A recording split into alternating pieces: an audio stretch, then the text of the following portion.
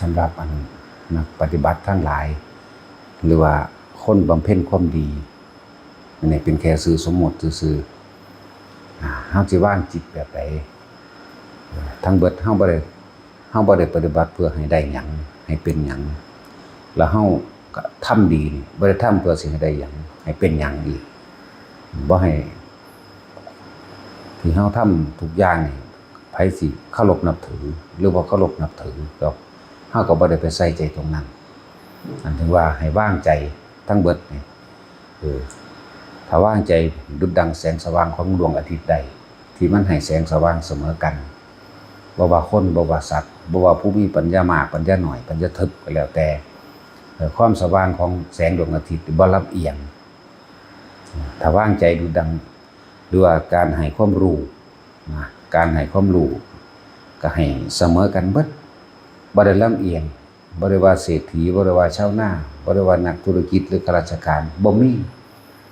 เสมอกันเบิดเฮาบ่ได้เกรงใจไผในยศถาบรรดาศักดิ์ก็เฮาถือว่าทุกคนเสมอกัน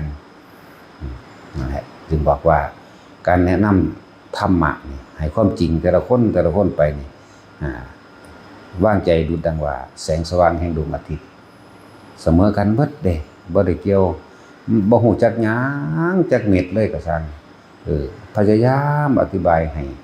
ให้ความรู้ให้ความเข้าใจให้ความถึงให้เห็นความจริงในชีวิตเจ้าของเองนั่นแหละ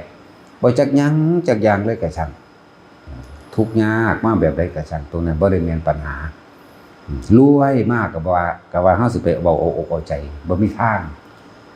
ยิ่งเอายศถาบรรดาศักดิ์มันถึกไล่นี้โลดผู้ข้าเป็นนั่นผู้ข้าเป็นนี่บ่อย่างนี้ก็บอกให้นี้เท่านั้นบอกว่าธรรมะให้เฮาเห็นความจริงที่เฮากำลังไปยึดหยังอยู่จึงบอกว่าเฮาให้ธรรมะนี่ให้ความจริงในประสบการณ์จริงชีวิตจริงของพวกเจ้าเองนั่นแหละของพวกที่เข้ามานี่แหละ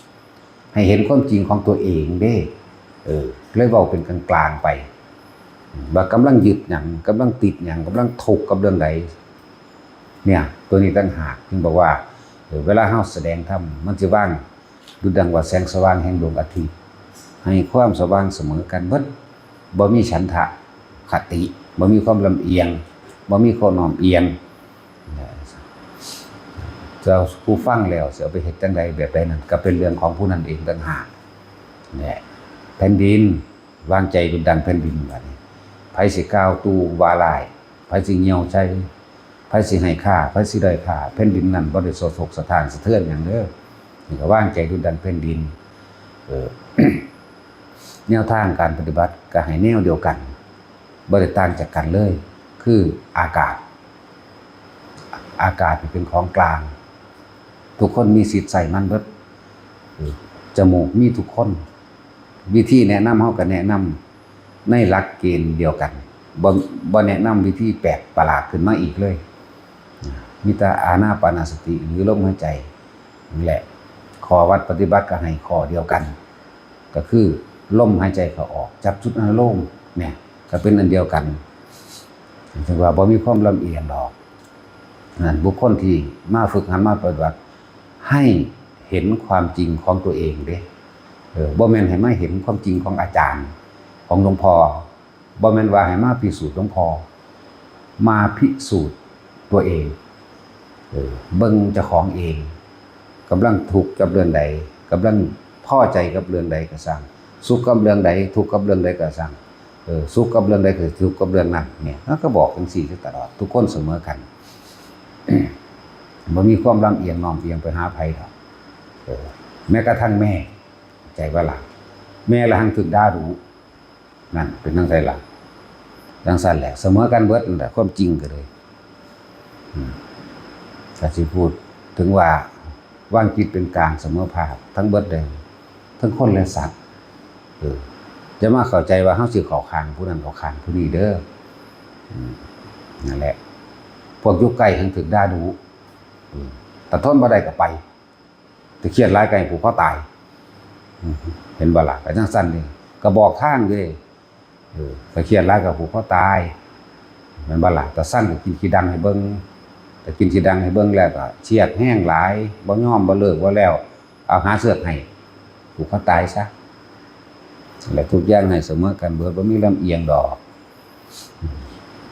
แต่สิ่งทั้งหลายที่เขาได้เขารู้เขาเห็นบ่ว่าสิทรัพย์สมบัติภายนอกหรือภายในก็ช่างทุกอย่างมันสมควรแก่เหตุเด้เขาสร้างมาสมเหตุเด้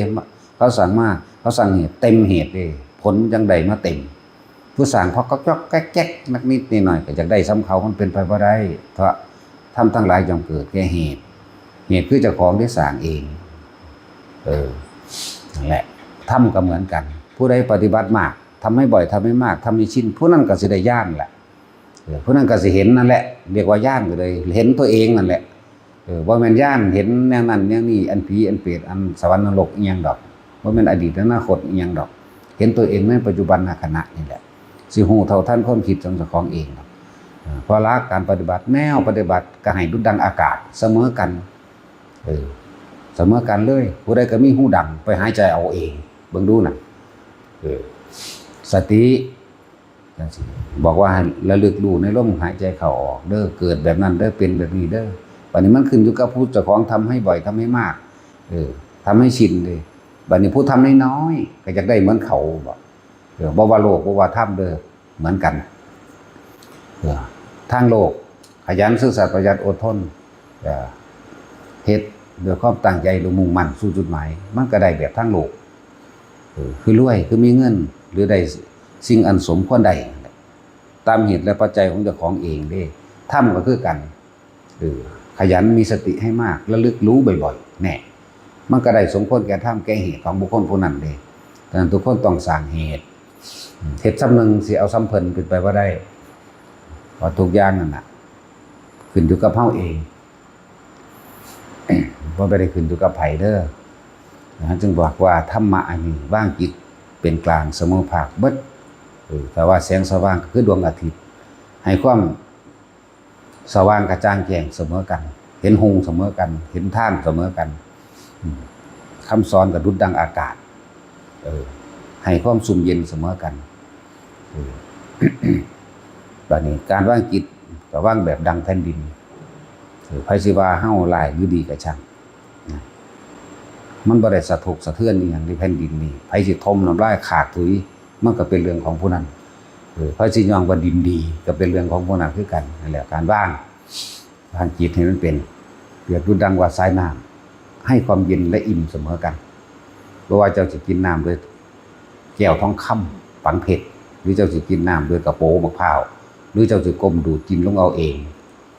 น้ำนี่แต่ผู้ใดกินลงไปแล้วก็เย็นเสมอกันอิ่มเสมอกันนั่นแหละว่าทุกคนเสมอภาคเบิดขึ้นอยู่กับตัวเองนะทำสมควรแก่เหตุเฮ็ดแค่ใดเหตุแค่หนึ่งแค่สองก็ได้หนึ่งได้สองแหละเขาให้เต็มที่เต็ม10เขาก็ได้10ของเขาเพราะว่าทั้งโลกและทั้งธรรมทั้งโลกเหตุแห่งการได้มาซึ่งโภคทรัพย์ทั้ง10เขาก็เฮ็ดเต็มของเขาได้ละเต็มเม็ดเต็มหน่วยเขาก็ได้เต็มของเขาเองได้ทั้งธรรมก็คือกันนั่นแหละโลกกับธรรมว่าทุกคนนั่นน่ะได้ความรู้เสมอกันล่ะแน่กันอันเดียวกันนั่นแหละจ้ะฉะนั้นทุกคนเห็นความทุกข์ที่กำลังยึดก็คือทุกข์ก็คือยึดนั่นแหละยึดเรื่องใดก็ทุกข์กับเรื่องนั้นเห็นกับมันเถอะปัญหาของโลกนะโลกแก้โลกบ่ได้เด้นี่จะธรรมะคือเอาความจริงท่านเข้าไปสอดเข้าไปแทรกใส่เฮาจังสิพ่อมีหม่องว่างจิตว่างใจมีหม่องพักผ่อนใจแน่ฉะนั้นไผสิมีเรื่องกัดกลุ่มยังเพียงใดก็ช่างเถิดเด้อวิธีพักวิธีผ่อนวิธีระงับดับความกลุ่มความใจความคิดความนึกความลำบากทุกอย่างก็คือลมหายใจนั่นแหละผู้ใดเฮ็ดผู้นั้นฮู้หน้าที่ลบภัยหรือที่มารทำอะไรไม่ได้เลยมารทั้ง5คือผู้ฆ่าความดีผู้ฆ่าความกระทำให้ถึงซึ่ง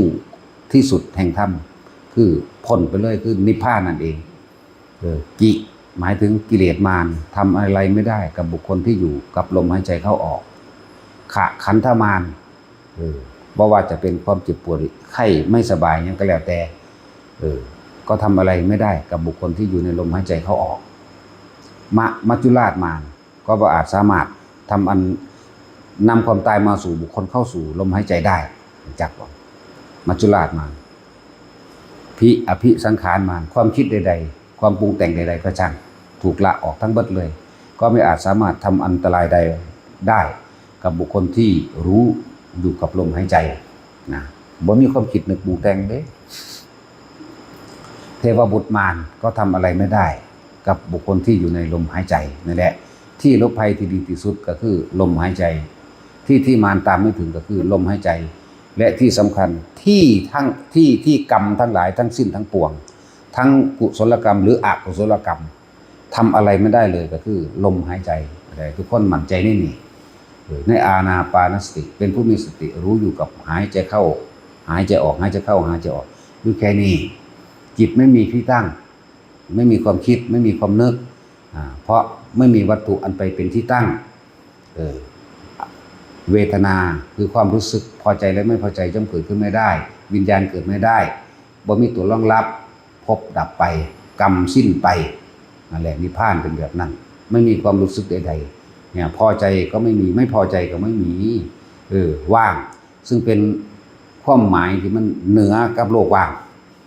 เหนือยิ่งกับคำว่าว่างของโลกคำว่าว่างของโลกคือว่าแปลว่าไม่มีเลยแต่ว่าว่างของบุคคลที่ว่าง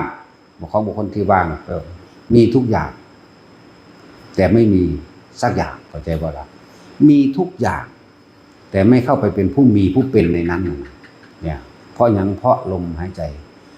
ให้มันเห็นลมจักเทื่อเถอะนะไปก็ดี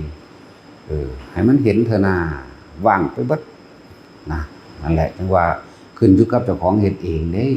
เพิ่นบ่ได้เฮ็ดให้เด้มันบ่ได้ดีแก่ผู้บอกผู้สอนมันบ่ได้ดีแก่พระพุทธเจ้ามันบ่ได้ดีแก่ผู้อาจารย์เด้นั่นแหละจังว่าขึ้นอยู่กับตัวเองผู้ใดอยากพ้นจากกรรมทั้งปวงนี่ร่วมใหญ่เลยคำว่ากรรมนี่บ่ว่าดีบ่ว่าเลวล่ะเพราะว่ามันติดดีแล้วมันยังติดเลวมันยังทำเลวนั่นแหละที่กรรมตามไม่ถึงนะสิภาษาว่าหยังกับม่านกรรมนี่คือสิ่งที่เจ้าของเฮ็ดไว้เด้ถ้ากรรมดีก็ยังหวังผลของดีแห่งกรรมถ้ากรรมเลวนี่ญาณต้องหนีให้ได้นั่นไปจังซั่นวิธีนี้ก็บ่ยากดอกเป็นผู้มีสติรู้อยู่หายใจเข้าออกเท่านี้เอาล่ะพอ